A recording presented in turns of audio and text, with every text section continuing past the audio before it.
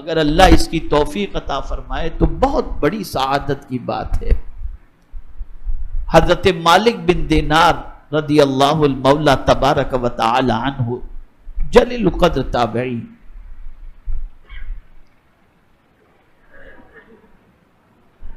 جن کا مزار کاسرکوٹ میں بتایا جاتا ہے،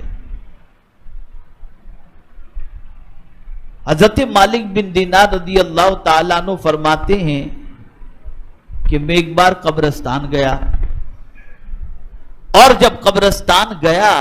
تو میں نے کیا دیکھا کہ قبرستان میں نور ہی نور نظر آ رہا ہے، نور ہی نور نظر آ رہا ہے۔ فرماتے میں سوچ میں پڑ گیا کہ یہ نور کہاں سے آیا، تو غیب سے آواز آتی ہے، اے مالک بن دینار تم اس نور پر تعجب کر رہے ہو؟ یہ نور وہ ہے کہ ایک بندہ مومن نے قبرستان کی حاضری کا ارادہ کیا، اور جب وہ قبرستان پہنچا تو اس نے 2 رکعت نفل پڑھی، اور 2 رکعت نفل پڑھ کر پہلی میں سورہ کافرون پڑھا، دوسرے میں سورہ اخلاص پڑھا،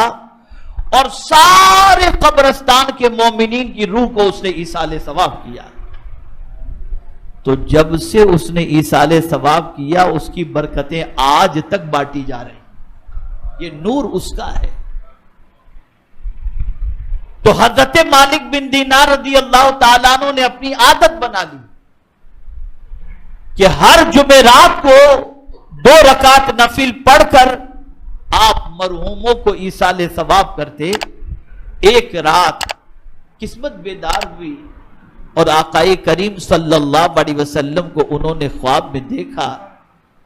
رسول رحمت صلی اللہ علیہ وسلم بڑے خوش تھے، اور حضرت مالک بن دینار رضی اللہ تعالیٰ عنہ سے فرمایا، مالک تیرے اس 2 رکعت کے عوض کے اندر میری امت کو بڑا فائدہ پہنچا ہے،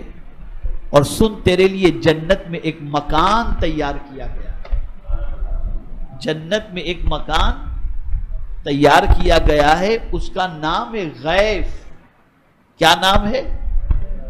تو رہا نہ گیا، حضرت مالک بن دینار رضی اللہ تعالیٰ عنہ نے پوچھا یہ غیف کیا ہے؟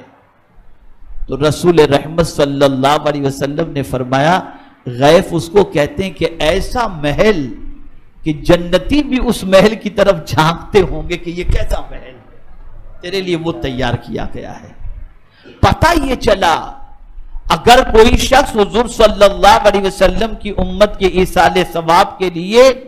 2 رکعت نفل، پہلی میں سورہ کافرون اور دوسرے میں سورہ اخلاص پڑھ کر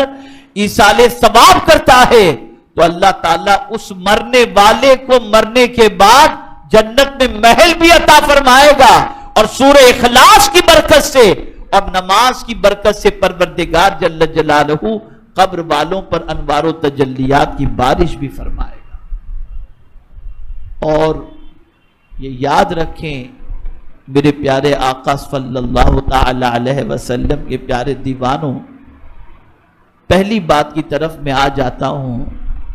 کہ ہر نماز کے بعد اپنے ماں باپ کے لیے مغفرت کی دعائیں کریں، مومنین کے لیے مغفرت کی دعا کریں، کہ جس طریقے سے سمندر کے اندر جہاز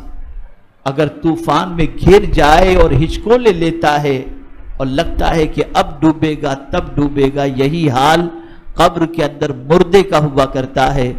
اور وہ انتظار کرتا ہے کوئی میری مغفرت کی دعا کرے تاکہ اللہ تعالیٰ میرے لیے آسانیاں پیدا فرمائے۔ اور جب کوئی رشتہ دار یا کوئی مومن کسی کے لیے مغفرت کی دعا کرے یا اولاد ماں باپ کے لیے مغفرت کی دعا کرے تو اللہ تعالیٰ اسے قبر کے اندر راحت عطا فرماتا ہے، اور پروردگار جل جلالہ اسے بخشش کا مزدہ جاں فضا عطا فرما کر پروردگار جل جلالہ اسے جنت کا حقدار فرما دیتا ہے۔ تو آپ قبرستان جائیں تو قبرستان میں چلتے چلتے درود پڑھا کریں، چلتے چلتے درود پڑھا کریں، بات چیت نہ کریں۔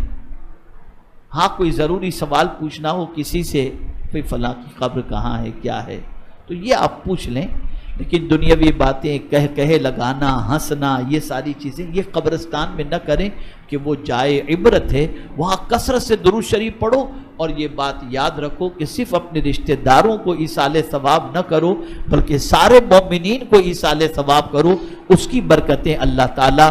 آپ کو بھی مرنے کے بعد عطا فرمائے گا، اور پروردگار جل جلالہ کچھ ایسے بندوں کو بھی پیدا فرما دے گا کہ ہمارے مرنے کے بعد ہمارے لیے بھی وہ مغفرت کی دعائیں کریں گے۔ تو قبرستان جانے کے بعد ان اعمال کی طرف توجہ کو مبذول کریں، انشاءاللہ اس کی برکتیں اللہ عطا فرمائے گا۔